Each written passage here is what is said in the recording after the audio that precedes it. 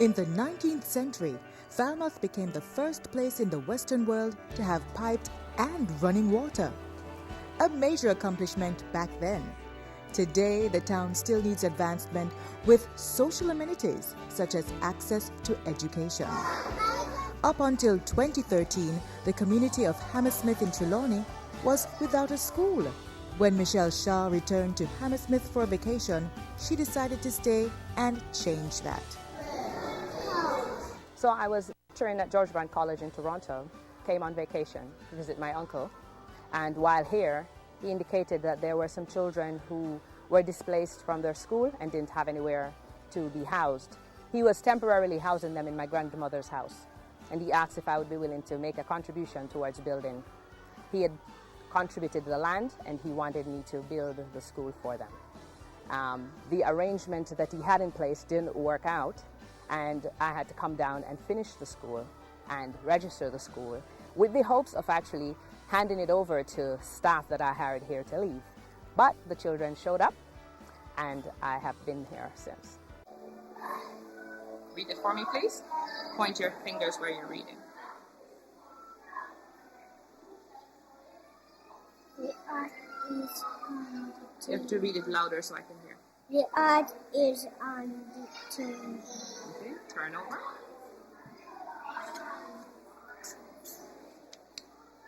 The art is sitting down.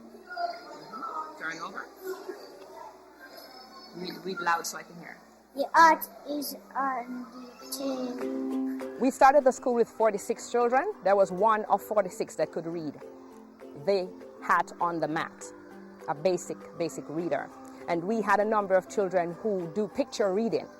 And what we had to do is to take them from that place to go back to basic phonetic skills, AT, and try to bring them back to reading. And those children some of them were 8 years old at the time, and they had not been able to read the basic, the rat is fat. And so we had a really big assignment, and we did not realize the nature of the undertaking we had. So when we started the school, we basically had to scrap all the planning that we did for the first 2 weeks and go to one lesson plan for the whole school. The task to improve literacy among the students would require a different approach to learning. The maths program is a program that brings together a number of best practices from other international models around what effective learning is, how children learn, and really thinking about the outcomes long-term for children. One of the experiences that I have being in the college is that we have students come in whose interpersonal skills are not as strong for the very programs that they are interested in. And so I thought about a program where we would begin to introduce strong interpersonal practice from very early so that children would be very good at things like public speaking, comprehension, and certainly reading.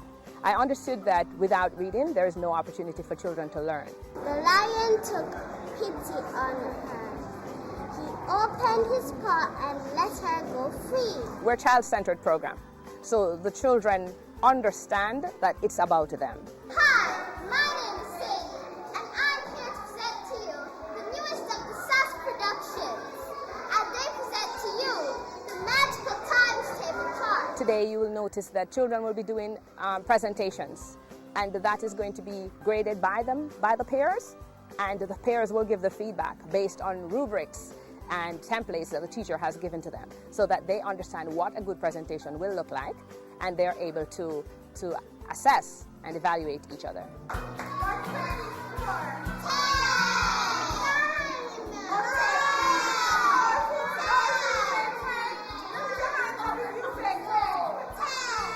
One program that we're really proud of is our Golden Time program. It's our disciplinary model, and basically throughout the course of the week, children earn points towards Golden Time on a Thursday evening, and we celebrate Golden Time on a Friday.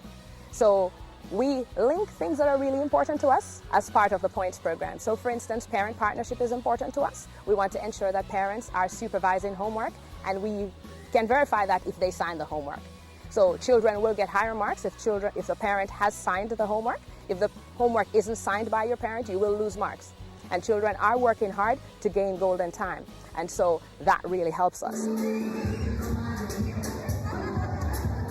Golden Time is a block of time on Friday where we typically have an activity that children really enjoy. It could be a party, it could be a movie and popcorn. Children will choose what they want to do on Friday for Golden Time.